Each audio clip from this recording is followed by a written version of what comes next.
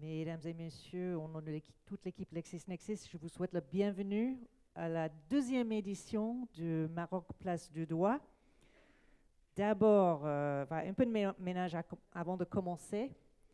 D'abord, pour voir le programme aujourd'hui, scannez le QR code qui est sur l'écran à ma gauche et à ma droite. Vous aurez le programme, l'agenda du jour et les biographies de tous nos intervenants.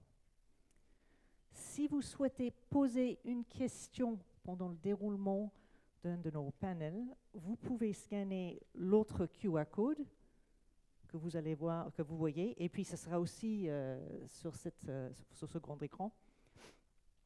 Et ce code vous redirigera vers une page où vous pourrez saisir votre question. Je lirai les questions à un moment précis lors du panel. Ou bien vous pouvez toujours lever la main et je demanderai également s'il y a des questions du public et un microphone sera à votre disposition. Avant de commencer, je voudrais reconnaître et remercier nos sponsors pour cet événement. D'abord, Al-Tamimi & Company, Concordial Law, DLA Piper et le point de contact national pour une conduite responsable des entreprises, aussi connu comme le PCN Maroc. Mesdames et messieurs, applaudissons nos sponsors sans lesquels cet événement n'aurait pas eu lieu.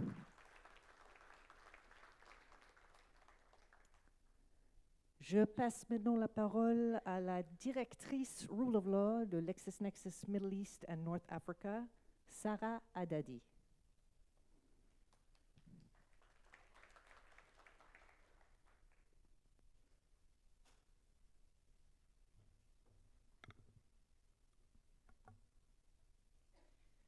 Mesdames et messieurs, bonjour.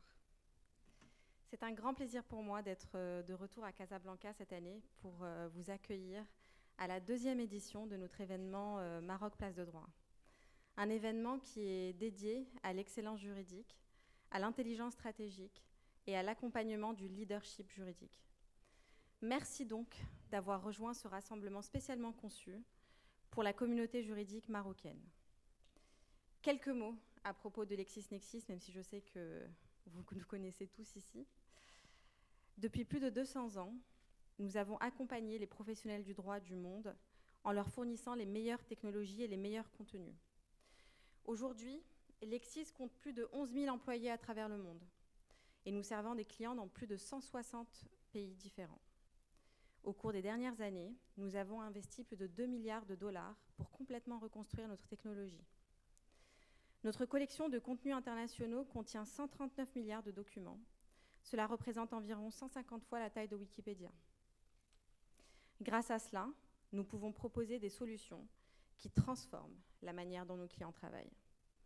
Et aujourd'hui, quand je parle de la façon dont nos clients travaillent et de cette transformation, je parle principalement de l'intelligence artificielle générative. Une enquête récente que nous avons menée a montré son impact sur les professions juridiques et confirme ce que nous entendons chaque jour. Le potentiel de l'IA générative pour créer de nouvelles pratiques juridiques au quotidien est immense. L'innovation fait partie de notre ADN. Nous avons été parmi les premiers à numériser l'information juridique et aujourd'hui, nous faisons partie des premiers à combiner un contenu fiable avec une IA de pointe. Chez LexisNexis, la technologie n'est pas un facteur de rupture, c'est un catalyseur. L'IA n'est pas là pour remplacer l'expertise, elle est là pour l'amplifier, pour aider les professionnels à réfléchir plus profondément, travailler plus vite et accomplir davantage. Mais avec la technologie vient aussi une grande responsabilité. Chez LexisNexis, nous construisons chaque outil sur un contenu autoritatif et sur des fondations éthiques. Tous nos produits d'IA suivent les principes d'IA de RELEX, qui est notre groupe, pour ceux qui ne le savent pas, garantissant la transparence, la responsabilité et le respect de la vie privée des droits humains. Parce que la technologie doit toujours servir la justice, jamais la compromettre. Cela m'amène à notre dernière innovation, dont vous allez entendre parler lors de notre panel sur l'IA, Lexis Protégé, qui est notre assistant d'IA générative et agentique, personnalisé pour les professionnels du droit. Intégré aux plateformes LexisNexis ainsi qu'aux produits Microsoft, Lexis Protégé aide à réduire les tâches répétitives et à traiter des analyses complexes, à approfondir la recherche et à automatiser la rédaction de documents. Le tout avec des informations fondées sur des contenus juridiques qui sont les plus fiables disponibles que nous avons. Cette innovation technologique promet des gains considérables en productivité et en efficacité grâce à l'automatisation des tâches répétitives dans les cabinets et les entreprises. Ce n'est pas un outil d'IA parmi d'autres. Il est conçu pour renforcer votre expertise et amplifier votre impact. Il est conçu pour vous libérer du temps afin de vous concentrer sur ce qui compte vraiment, c'est-à-dire la stratégie, le jugement humain et la relation client. Comme vous l'avez compris, notre mission est de fournir aux professionnels du droit les outils dont ils ont besoin pour exercer leur métier. Nous voulons qu'ils soient plus efficaces et plus productifs, et nous sommes résolument tournés vers l'innovation. Bien entendu, nous sommes aussi une entreprise engagée dans la promotion de l'état de droit. Tout ce que nous faisons en tant qu'entreprise, de la publication de contenu au développement d'outils analytiques et décisionnels, contribue à renforcer les communautés juridiques à travers le globe. Et des communautés juridiques fortes sont essentielles à l'avancement de l'état de droit.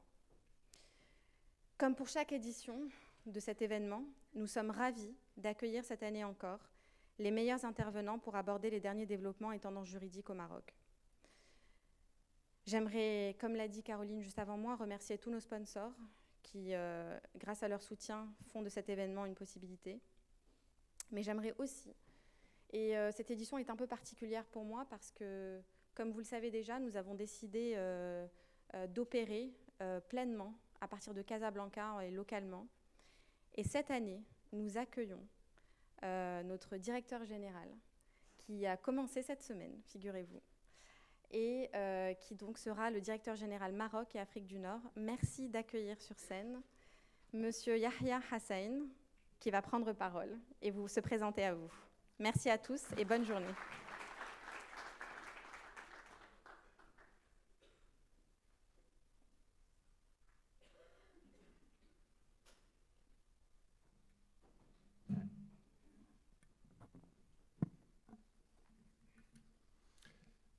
Bonjour à toutes et à tous, chers invités, chers partenaires, chers collègues. C'est pour moi un immense honneur de vous accueillir dans cette deuxième édition, ce rendez-vous incontournable, le Maroc, Place de droit 2025. Un projet que nous portons avec conviction et qui est le rendez-vous annuel incontournable pour les praticiens du droit au Maroc. Sous le leadership de Sa Majesté le roi Mohamed VI, le Maroc s'affirme aujourd'hui en tant que puissance régionale et internationale de premier plan et un véritable hub africain.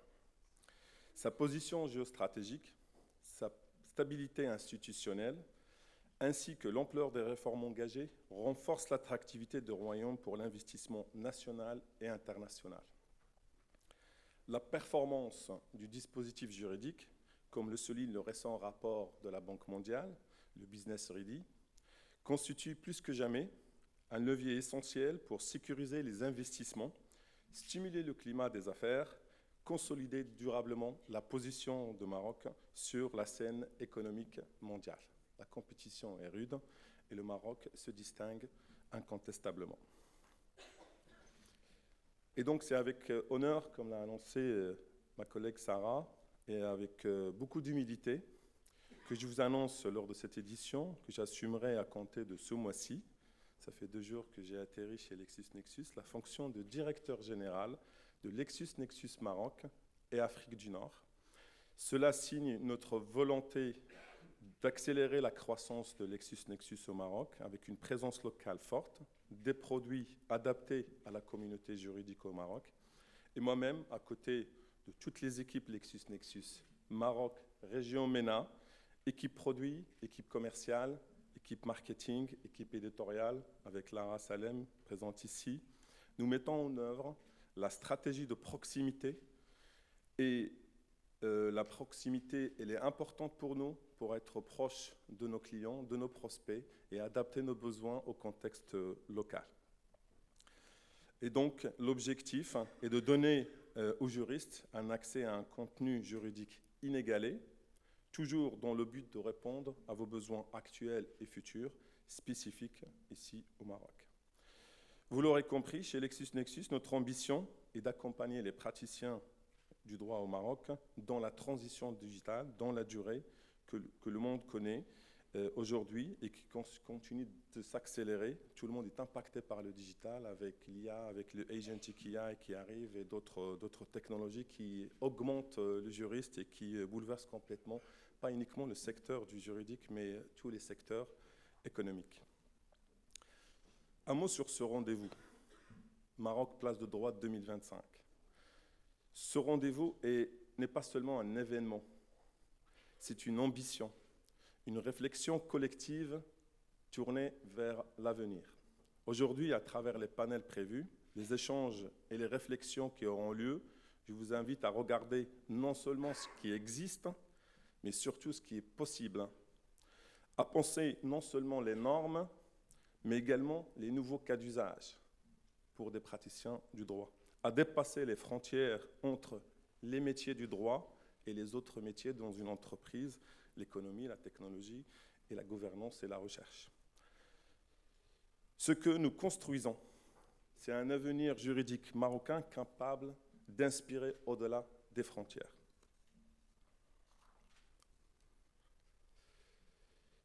Côté technologique, nous sommes à ce qu'on appelle un tipping point du secteur, un moment pivot. Partout dans le monde, les économies se réinventent sous l'impulsion du numérique, de l'intelligence artificielle générative et bientôt du agentic et du quantum computing. Mais la mine d'or, le nouveau oil, comme disent les Américains, c'est la data. Et donc le contenu reste stratégique au niveau de toute stratégie par rapport à l'adoption des nouvelles technologies. Cette transformation touche directement le cœur de tous les métiers. Le secteur juridique n'y échappe pas. Il en est même l'un des plus grands bénéficiaires potentiels. Comme mentionné par ma collègue Sarah, l'innovation est notre ADN au sein de LexisNexis, avec plus de 2 milliards de dollars investis annuellement en termes de R&D pour développer les produits, améliorer les produits et surtout écouter les clients pour être plus adaptés aux contextes globaux et régionaux. Notre portfolio produit et notre proposition de valeur différenciante combinent l'exhaustivité de nos collections, la fiabilité des mises à jour du contenu, ainsi que la facilité d'usage et le easy to use. J'ai eu déjà à rencontrer quelques clients prospects hier et avant-hier, et c'est la première chose qui est remontée, c'est le portail. Il est facile à utiliser, je pense avec protégé, comme annoncé par Sarah, ça va être encore plus facile en termes d'usage et du coup, un juriste beaucoup plus augmenté qu'avant. Nous imaginons donc le droit augmenté par l'intelligence artificielle, structuré par la data juridique, accessible via les legal tech, fiable, transparent et prédictif. La sécurité juridique devient un avantage compétitif et concurrentiel et la technologie en est sa condition moderne. Pour finir, je vous souhaite à toutes et à tous un excellent Maroc Place de Droit 2025.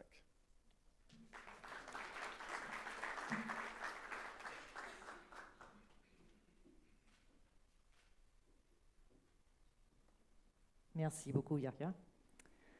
Le Maroc est en train de développer plusieurs projets d'infrastructures majeurs dans le transport, des ports, des lignes de grande vitesse, des autoroutes, l'extension du tramway à Casablanca.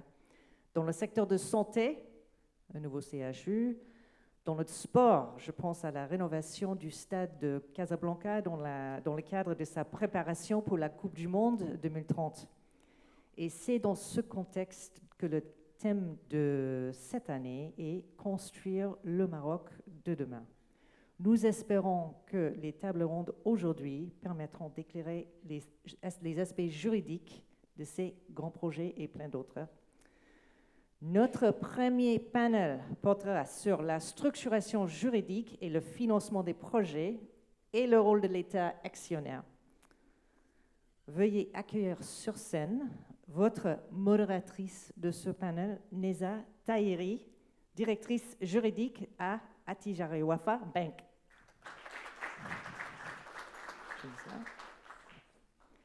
Et vos intervenants, Fabrice Armand, associé chez Concordial Law.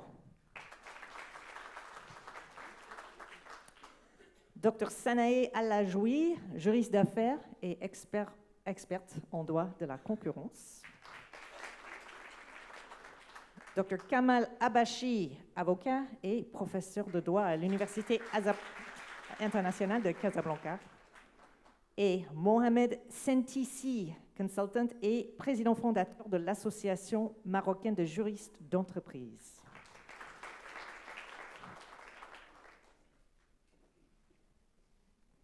Mise à la parole est à vous.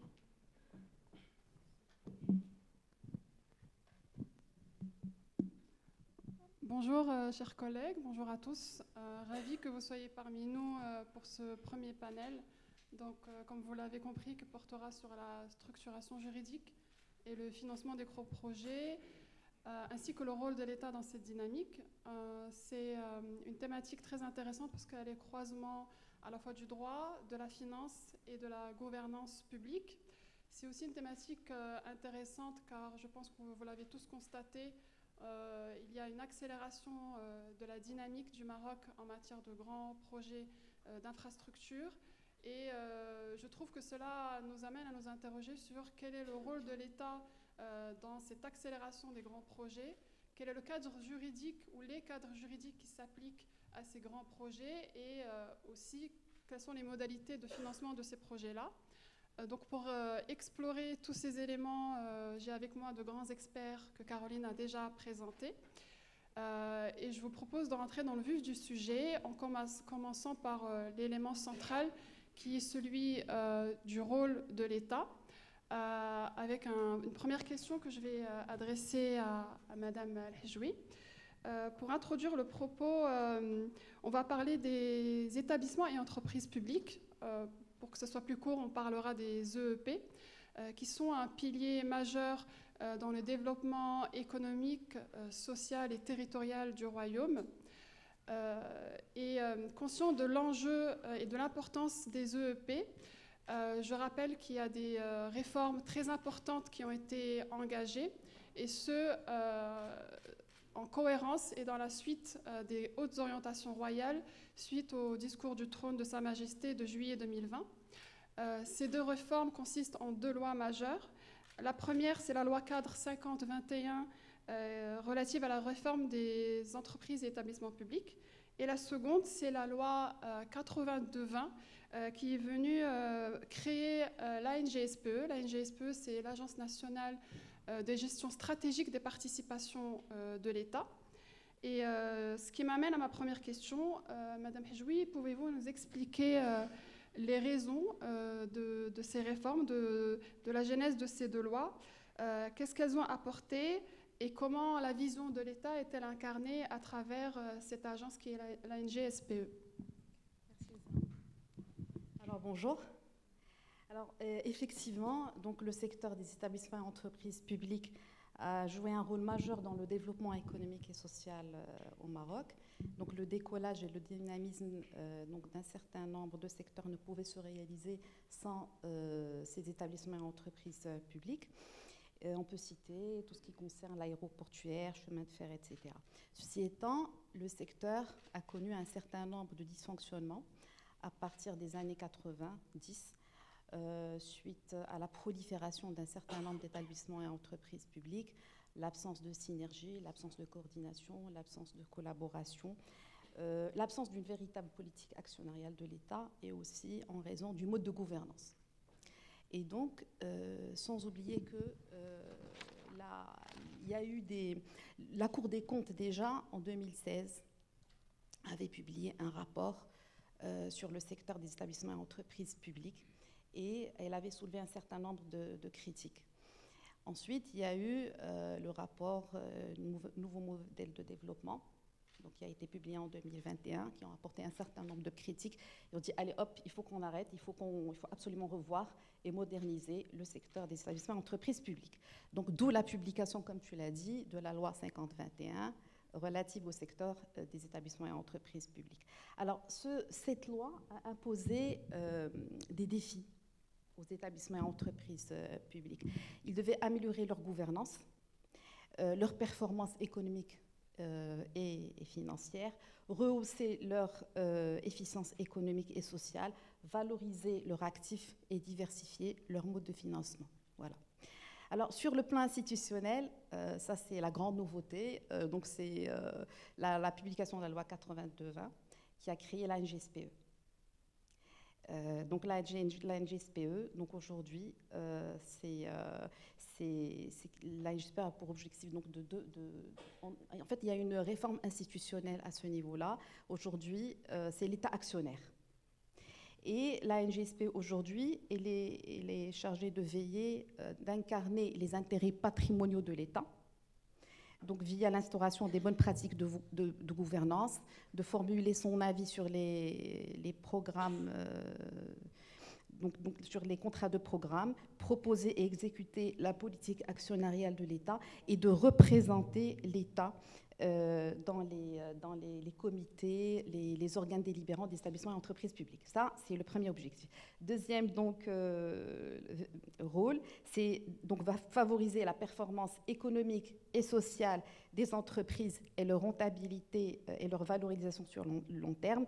Donc, il s'agit d'apprécier la gestion des établissements et entreprises publiques au regard de la politique actionnariale de l'État et de suivre la performance de ces établissements et entreprises publiques. Alors, troisième rôle de l'agence aujourd'hui, c'est de gérer les participations sur le portefeuille. Donc, elle va donner et émettre aussi des avis et exécuter toute opération de privatisation, toute opération de transfert des établissements et entreprises publiques au secteur privé, toute opération de fusion, etc. Alors, concernant aujourd'hui la vision, donc pour répondre aussi à ta question, la vision de l'État actionnaire, on va la résumer en trois mots. Aujourd'hui, la vision de l'État actionnaire a été définie par le décret qui a été publié sur la nouvelle politique actionnariale de l'État et qui a été publié le 19 décembre 2024. Et cette vision de l'État actionnaire donc, s'articule autour de plusieurs objectifs. Premièrement, la valorisation du patrimoine généré par les établissements et entreprises publiques de son portefeuille. Deuxièmement, ça c'est un point très important, c'est la consolidation de la souveraineté nationale. Troisièmement, le renforcement du rôle des établissements et entreprises publiques en matière de développement économique et social. Et enfin, la gouvernance. Donc voilà ce que je pouvais dire par rapport à ta question. Merci Madame Hijoui. Donc si je peux résumer, si je peux me permettre de résumer tes propos, donc l'idée c'est qu'il y a eu deux réformes importantes qui sont venues réorganiser structurellement la gouvernance publique des participations de l'État, et ce pour incarner la vision stratégique de Sa Majesté. Dans le même état d'esprit, il ne vous a pas échappé que d'autres réformes ont été conduites, en particulier en ce qui concerne les marchés publics. C'est un sujet extrêmement important parce que je voudrais également souligner le fait qu'au titre du PLF 2025, donc le projet de loi de finances, ce ne sont pas moins de 340 milliards de dirhams qui devaient être injectés dans l'économie nationale à travers la commande publique. Et c'est pour mettre en exergue l'importance de la commande publique à travers la conclusion des marchés publics. Et justement, les marchés publics, le droit des marchés publics a été également réformé et modernisé. Et pour nous en dire plus sur cette réforme, quels étaient ses objectifs et quels sont ses impacts, je vais passer la parole à M. Sintissi pour nous en dire plus sur ce sujet.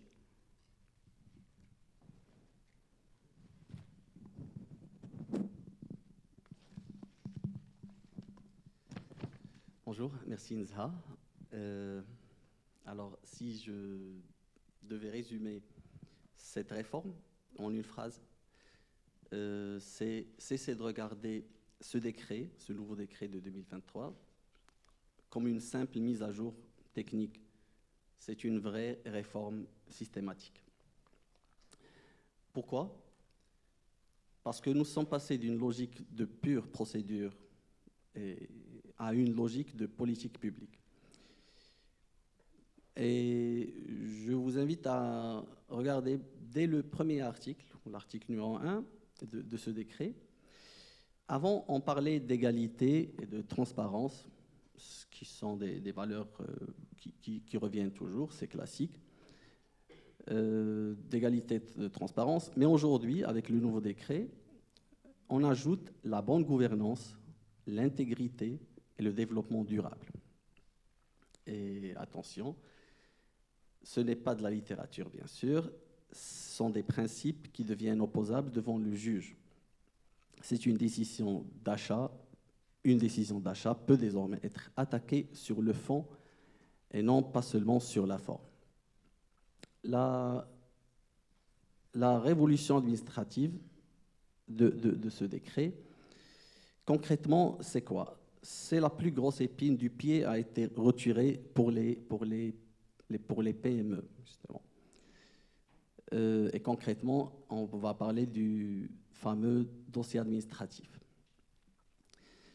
Et l'article 29, pour de vrai, c'est à partir de l'article 27, 28 et 29. Mais l'article 29 a changé une logique en deux temps. Premièrement, lors de la soumission, une simple déclaration maintenant, il suffit à honorer la soumission d'une PME à un appel d'offres. Et au moment de l'attribution de ce marché, là seulement, on vérifie les justificatifs fisc, attestation fiscale, CNSS, les attestations de référence et tout. Parce que avant, une PME qui soumissionnait à plusieurs marchés, à plusieurs appels d'offres par mois, elle devait monter un dossier administratif très lourd avec des documents. Et à chaque fois, pour chaque appel d'offres, on monte les mêmes documents. Et maintenant, c'est juste une simple déclaration de cette entreprise. Il suffit à remplacer dans un premier temps toute cette paperasse administrative. Le résultat de cette réforme de l'article 29, c'est qu'on fait tomber la barrière à l'entrée. On va faire participer plus de petites et moyennes entreprises. Une PME qui veut répondre à 10 appels d'offres n'a plus à monter 10 dossiers complets. Pour les EEP, pour les établissements économiques publics qui gèrent des grands projets, c'est majeur aussi. Plus de soumissionnaires égale une meilleure concurrence et par ricochet des meilleurs prix. Et dans les grands projets d'infrastructure, chaque point de pourcentage gagné, c'est des dizaines de millions d'économies. Le deuxième point, et là je viens au cœur politique de la réforme, c'est la préférence nationale. Le décret, il oblige les acheteurs publics à réserver 30%. Avant, dans l'ancien décret, c'était 20%. Minimum des marchés aux très petites entreprises locales. C'est l'article 148. Mais est-ce que ça marche? Les chiffres sont là et depuis 2023, depuis l'année de la réforme, selon le bilan présenté par Monsieur le ministre Fawzi El-Kja, nous avons atteint 35% dès 2023. C'est-à-dire qu'on a même dépassé l'objectif des 30%. Et l'engouement se confirme en 2024, car le TGR, le Trésor général du Royaume, entre janvier et août, il précise que plus de 27 000 consultations ont été lancées, et ce qui représente 131 milliards de dirhams. Et bien sûr, le nombre de soumissions électroniques via le portail des marchés publics, il a doublé. Ça a créé un effet domino de la sous-traitance. Les grands groupes peuvent sous-traiter jusqu'à 50% maximum de la valeur du marché qui lui est attribuée, mais avec l'obligation de se tourner vers des entreprises installées au Maroc. Alors, des PME, c'est ça la préférence nationale des PME. C'est-à-dire les grands groupes ils sont structurés et ils peuvent soumissionner et obtenir des marchés publics, ils sont, s'ils veulent sous-traiter, ils sont obligés de sous-traiter auprès des PME et des PME marocaines installées au Maroc jusqu'à un maximum de 50% de la valeur de ce marché. C'est une cascade vertueuse. Pourquoi? Parce que les marchés qui sont réservés, plus la sous-traitance obligatoire, ça donne une redistribution structurelle vers l'écosystème local. C'est-à-dire cette PME à qui on réserve 30% des marchés publics, de la commande publique, elle peut, si elle soumissionne avec une grande entreprise, sans citer les noms, on les connaît tous, elles viennent d'entrer en bourse récemment. Alors, si elles sont concurrentes avec de grandes boîtes, elles vont peut-être ne pas être, elles ne vont pas gagner ce marché vu qu'ils n'ont pas la meilleure technologie ou les meilleurs procédés ou le meilleur rapport qualité-prix. Mais par le système de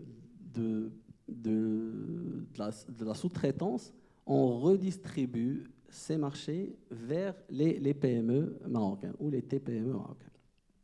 La troisième partie de la réforme, elle touche l'efficacité justement des EEP. Comment ce régime renforce-t-il l'efficacité des établissements économiques publics?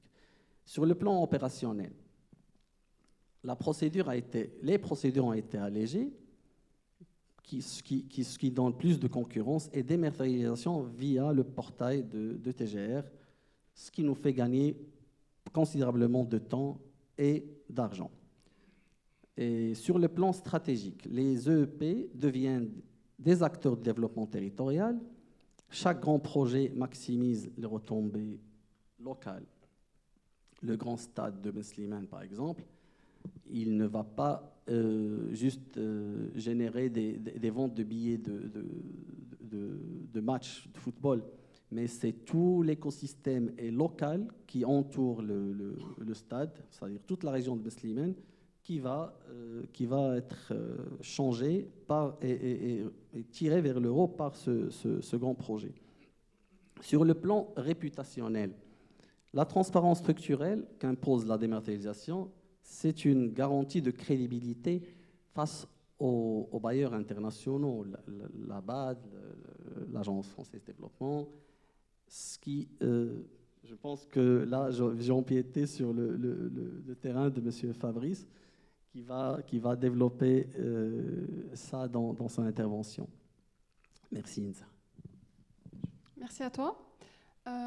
Donc, si je peux résumer ton intervention, je noterai un allègement considérable de la procédure de soumission au niveau des marchés publics à travers cette réforme, ce qui vient, selon moi, renforcer l'attractivité pour ces commandes publiques vis-à-vis des opérateurs et des investisseurs privés. Je note également le sujet primordial qui est celui de la préférence nationale, avec l'opportunité de développer tout un écosystème au niveau des PME. Et donc, je voudrais quand même souligner que, en dépit de cette préférence nationale, cette attractivité des opérateurs privés, en particulier étrangers, reste importante également. Pour illustrer mes propos, j'aime bien toujours donner des chiffres pour matérialiser en fait l'importance du sujet. Je donnerai par exemple le chiffre des IDE, des investissements directs étrangers, qui ont atteint à fin octobre 2025, selon les chiffres de l'Office d'échange, 45 milliards de dirhams. Donc on a un intérêt quand même colossal des investisseurs étrangers pour les marchés, pour le développement des projets sur le territoire marocain. Et en parallèle à cela, l'État garde toujours à l'esprit, comme vous l'avez indiqué, la préférence nationale et comment booster les PME nationales. Dans ce sens, je vais m'orienter vers Maître Habashi pour justement, au regard de cet intérêt pour le développement d'un écosystème des PME, je pense que la nouvelle charte d'investissement traite assez profondément de ce point. Donc si vous pouvez peut-être nous en dire plus sur les apports de cette charte de l'investissement. Et parallèlement à cela, je pense qu'il y a des contrats, des nouveaux contrats qui font en fait, qui équilibrent le rôle entre l'État, donc les EEP, et les opérateurs privés. Ces contrats, je vise bien entendu les PPP, où il y a un partage de risque entre le public et le privé. Donc ça, c'est deux sujets importants sur lesquels je voudrais que vous interveniez, la charte de l'investissement et ces nouveaux contrats qui sont devenus très importants dans le cadre des projets d'infrastructure que sont les PPP et les concessions notamment. Merci. Bonjour tout le monde. Effectivement, je vais commencer par la dernière question, c'est-à-dire à côté de ce qu'a développé M. Sintisi sur la commande publique, comment peut-on mettre en place une infrastructure, un ouvrage ou s'associer avec l'État dans le cadre de cette construction. Donc il y a bien sûr ce format classique qui est le marché public, mais parallèlement, donc, dans sa mission régalienne, l'État, donc, le législateur a inventé d'autres outils, d'autres mécanismes juridiques qui permettent d'associer le privé.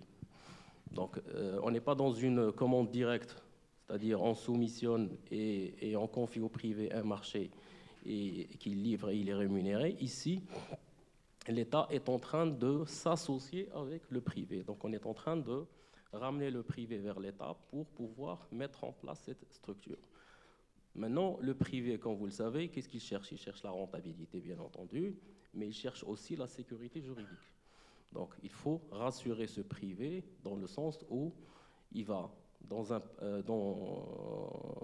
le cadre de cette association, approcher l'État. Donc, dans quelle formule, quel mécanisme juridique va-t-on lui proposer pour pouvoir construire cet ouvrage ou cette infrastructure? Donc, ici, vous avez évoqué la notion de PPP, le partenariat public-privé, qui est un cadre. On n'est pas dans un cadre sociétaire, mais on est dans un cadre purement contractuel. Mais ici, on sort un peu de ce qu'on connaît du fameux contrat administratif avec la clause exorbitante, etc. On est beaucoup plus dans un contrat, on va dire, équilibré, qui permet aux deux parties, notamment le privé, de lui garantir un certain nombre de droits pour pouvoir réaliser cet ouvrage. Donc ici, c'est un contrat, bien sûr, pour une durée déterminée, parce qu'on le met en place pour un ou plusieurs projets. C'est un contrat dans lequel on retrouve les droits, mais et aussi les obligations des parties, c'est-à-dire en l'occurrence l'État et le partenaire privé. Et comment va-t-on rémunérer ce partenaire? D'accord? Et in fine, à la fin du contrat, donc, comment va-t-on restituer cet ouvrage ou le modèle qu'on va adopter pour rendre cet ouvrage à l'État? Et bien entendu, dans ce cadre contractuel, il y a un certain nombre de dispositions qui permettent au privé de réaliser cette mission, de livrer cet ouvrage dans un cadre purement, dans une optique de sécurité juridique. Il convient de noter aussi que dans ce contrat, si jamais il y a un litige, eh bien, le contrat prévoit plutôt que les juridictions étatiques le recours à l'arbitrage, ce qui donne aussi encore plus de garanties aux partenaires privés. Donc, à côté de ce cadre contractuel, on peut également imaginer d'autres mécanismes juridiques, notamment ce qu'on appelle la concession. C'est-à-dire, ici, vous avez un concédant qui est généralement l'État, donc à travers une administration, une agence, une autorité, et qui concède au privé, qu'on appelle un concessionnaire, la possibilité de mettre en place un ouvrage et aussi de le gérer. Ce qu'on appelle dans le jargon anglo-saxon, ce qu'on appelle le BOT, c'est-à-dire le Building Operator Transfer. C'est-à-dire, ici, on va lui confier la mission de financer, de construire, d'opérer pour une durée X, dire 10 ans, 20 ans, 30 ans, le temps de lui permettre d'avoir un retour sur investissement.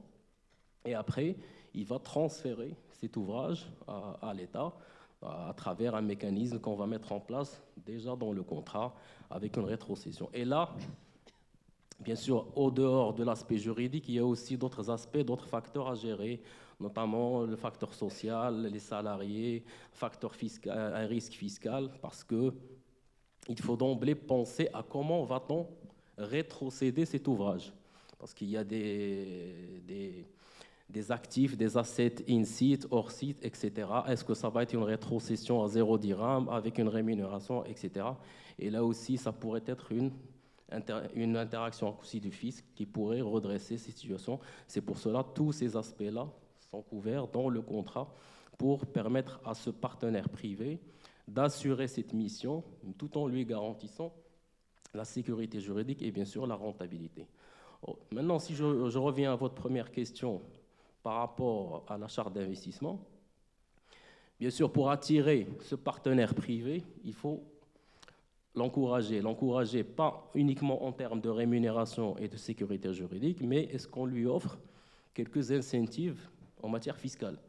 Et là, la charte d'investissement a prévu, notamment dans des projets stratégiques, l'énergie, infrastructure, transport, etc., a prévu un certain nombre d'incentives, notamment le versement de primes.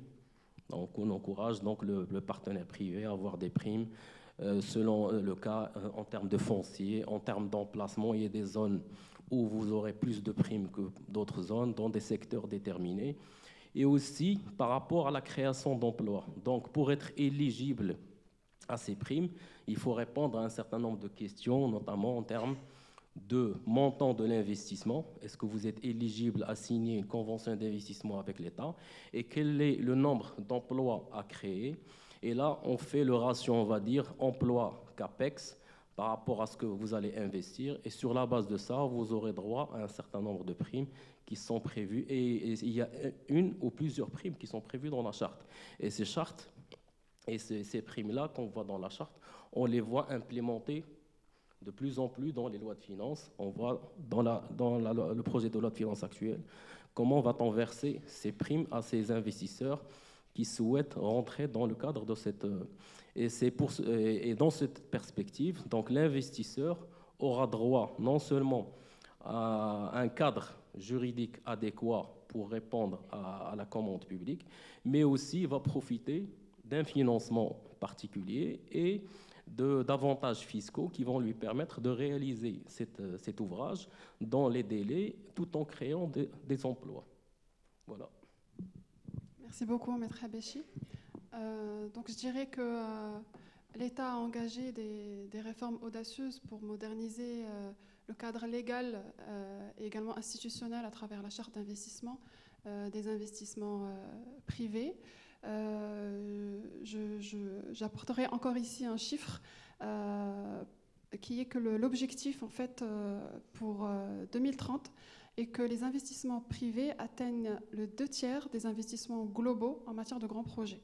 Donc l'objectif de l'État, c'est vraiment cette attractivité des investissements privés pour qu'ils atteignent les 2/3 des investissements globaux en matière de grands projets, ce qui est colossal.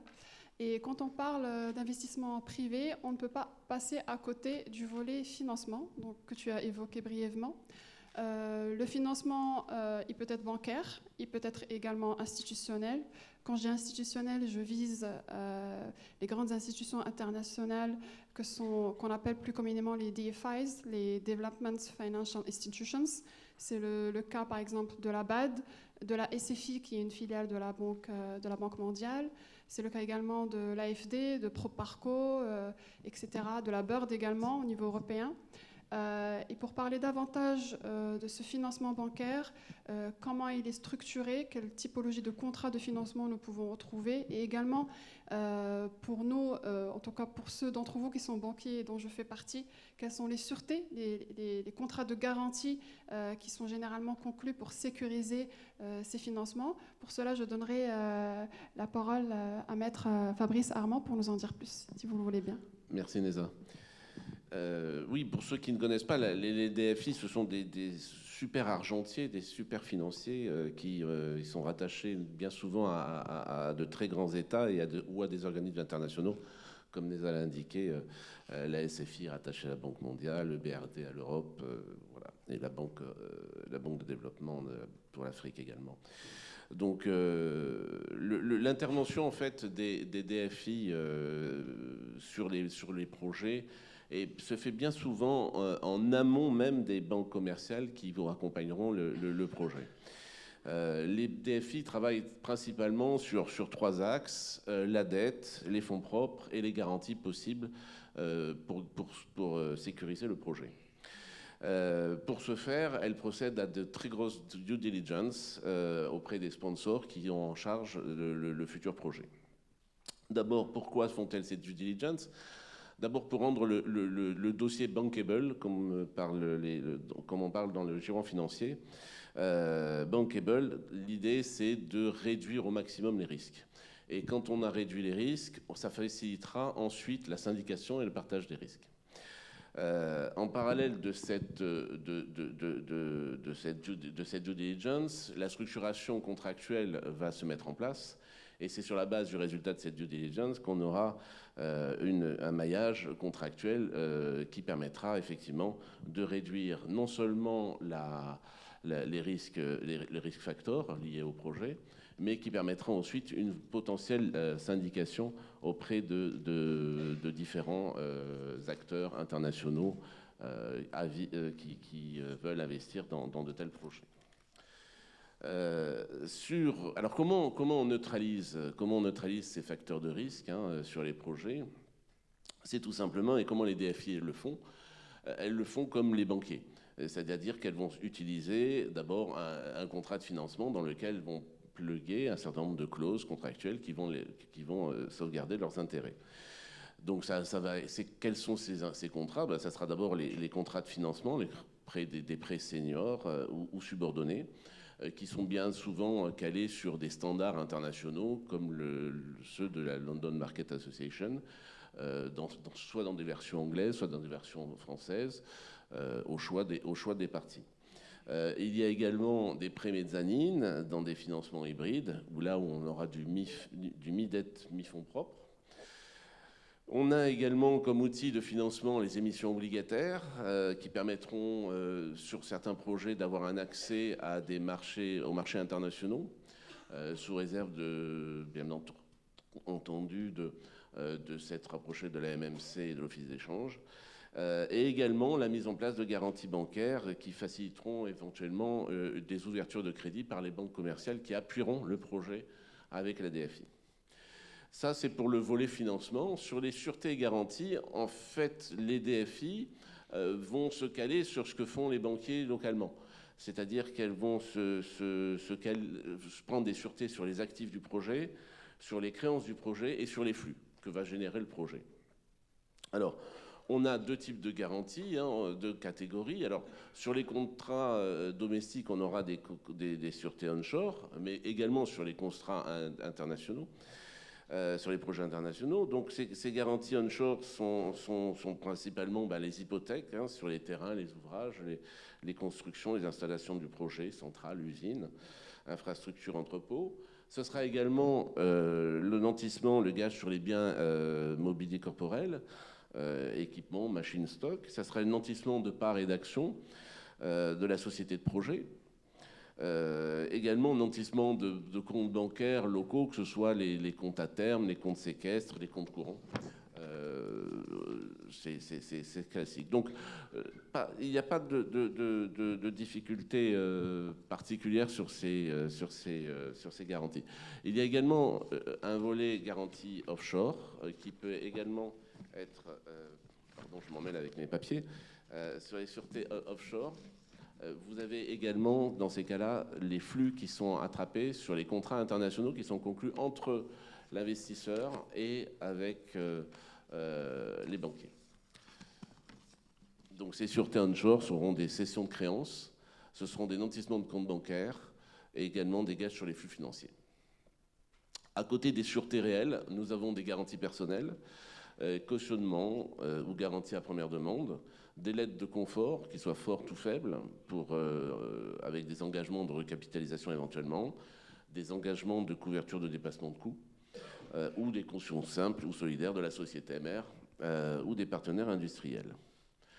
Au-delà de ces garanties et sûretés, nous avons également des garanties publiques qui peuvent être accordées, pour notamment les garanties gouvernementales, des lettres de garantie d'État, assurance investissement, et également des garanties ou contre-garanties de l'autorité publique concédante, soit de paiement, des garanties de paiement, soit des garanties de performance. Voilà. Alors, une garantie également qui est bien souvent demandée par les DFI et qui sont spécialement demandées par elles, ce sont souvent les cessions et nantissements de créances issus des contrats clés, PPA, contrat d'achat, contrat de concession, contrat OEM, EPC, assurance, au profit des prêteurs. Donc ça, effectivement, les DFI, c'est une de leurs demandes. Au-delà des contrats de financement et de sûreté, comment est la structure contractuelle? Également des contrats de participation dans le capital de la société, de la société de projet, également qui est mis en place. Avant-dernier type de contrat et support dans la structuration contractuelle qui permet également de neutraliser donc ces risques, c'est l'accord intercréancier, il est capital. Il vous permet de régler les règles, les relations entre les créanciers, notamment les conditions de leur désintéressement en cas de défaillance de l'emprunteur ou de difficulté du projet. Cet accord, il est vraiment capital parce que c'est vraiment le gentleman agreement entre les financiers et les emprunteurs. Donc on y intègre notamment dans ces comptes d'accords créanciers, intercréanciers, des comptes bloqués, des clauses de waterfall qui permettent de faire une escalade dans les mesures à prendre vis-à-vis du projet / les emprunteurs. Il y a également, dernier point sur cette structuration contractuelle, les accords directs entre la DFI et la société de projet et les entités concédantes. Et là, on a dans ces contrats directs un droit d'information qui est mis en place, un droit d'intervention avec des stepping rights qui leur permettrait de remplacer l'entité défaillante, et un droit de substitution. Ça va jusqu'au droit de substitution dans certains cas, en cas de défaillance du concessionnaire en prêteur. Voilà, ça c'est pour la structuration contractuelle qui permet donc de neutraliser ce risque et rendre bankable le projet. Il y a également une neutralisation par syndication. Alors là, cette neutralisation par syndication, ce sont en général deux types de garanties. Ce sont des garanties partielles de risque et de crédit, des partial risk guarantees, PRG, qui couvrent donc les risques spécifiques à l'État ou à des événements politiques. Ça, c'est une catégorie de garanties que délivrent les DFI dans ce type de projet. Il y a également les garanties sur le crédit, sur les risques de crédit. Là également, c'est une garantie qui est délivrée par la DFI. Voilà, ce sont vraiment des instruments qui sont typiques de la syndication. Il y a également des assurances et garanties contre les risques non commerciaux qui sont proposées par des organismes d'assurance liés à la Banque mondiale comme MIGA pour partager également les pertes potentielles liées aux risques souverains et quasi-souverains. Donc dans tous ces schémas, l'objectif c'est quoi de la DFI? C'est de permettre de mobiliser des financements privés en rendant le projet bankable et d'obtenir des conditions plus favorables sans se substituer intégralement aux investisseurs privés. Donc voilà, en conclusion de ces projets, de cet accompagnement fait par structuration et syndication, les DFI aussi interviennent en post-projet dans l'investissement, directement en investissant auprès de fonds ou en rachetant des parts de portefeuilles de banques dans lesquelles elles acceptent de prendre une partie du risque projet après la conclusion d'un projet. Voilà ce que je pouvais dire pour l'implication de DFI et des banquiers sur les sûretés. Merci beaucoup, Maître Armand. Donc, si je peux me permettre de résumer finalement les financements structurés des grands projets, d'après ce que je peux dire, c'est que c'est assez complexe. On a des contrats très divers et variés, que ce soit sur le volet crédit, le volet garantie, le risque pays, etc. Effectivement, c'est une spécialité à proprement parler. Nous avons, en tout cas au niveau de Tijari Fabank, des juristes spécialisés en project finance. C'est très intéressant parce qu'en général, c'est un matching de tous ces contrats-là qui doivent être mis en cohérence. Certains dans lesquels les DFI sont partis sont généralement régis par le droit anglais, donc on est sur du droit anglo-saxon, alors que les garanties locaux pour les sûretés réelles qui sont octroyées au niveau des projets au Maroc, c'est des garanties de droit marocain, et donc là on est sur du droit plutôt civiliste. Donc moi personnellement je suis spécialisée en project finance, donc c'est une thématique qui me tient à cœur et qui est très très riche et qui nous amène toujours à nous surpasser dans les montages juridiques. Ceci étant dit, à côté du financement bancaire et des DFIs, à côté également du budget de l'État qui peut intervenir à travers justement des subventions qu'il peut donner, notamment dans le cadre de la charte de l'investissement, je pense qu'il y a également un autre levier qui est celui des marchés financiers, qui a également été relooké, modernisé. Et pour cela, je vais repasser la parole à Maître Kamal Habachi pour peut-être rapidement nous dire un mot sur justement ce levier de financement complémentaire que peuvent représenter les marchés financiers. Oui, effectivement. Donc, à côté du financement classique qui a été développé par Armand, c'est-à-dire l'endettement bancaire, il y a aussi d'autres alternatives qui sont là pour permettre à ces partenaires privés de financer ces grands projets, parce qu'on est en train de parler de grands projets qui requièrent quand même des montants très importants en termes de financement. Donc, à côté de l'endettement bancaire, on peut également recourir à ce qu'on appelle le marché financier. Et donc là, c'est une alternative qui n'est pas très commune, très courante au Maroc. Donc, elle est en train de prendre de l'ampleur, elle est en train de gagner beaucoup de terrain. Et là, on peut par exemple faire appel à la dette privée. Donc, ça veut dire le recours à l'emprunt obligataire. Et dans cet emprunt obligataire, il y a différentes catégories, mais pour cela, bien sûr, il faut qu'il y ait derrière une structure. Donc on n'est pas en train de parler d'un partenariat, par exemple le PPP, c'est un partenariat contractuel.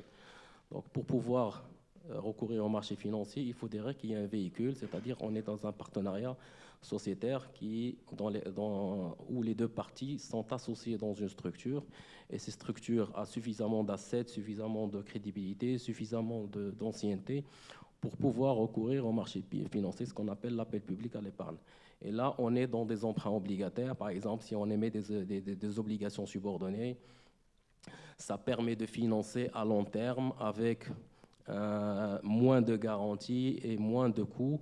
Et quand même, c'est comptabilisé dans les quasi-fonds propres, c'est-à-dire dans le haut de bilan, ce qui donne plus d'avantages à la structure. Et là, on est vraiment dans l'endettement, dans la dette privée. Bien entendu, il y a des autorités. Cela suppose qu'on a eu le visa de l'AMMC, etc., avec des due diligence derrière, etc., pour pouvoir recourir à cet emprunt. Et cet emprunt peut aussi être utile dans des projets d'envergure internationale, parce qu'il y a aussi des lignes de financement, il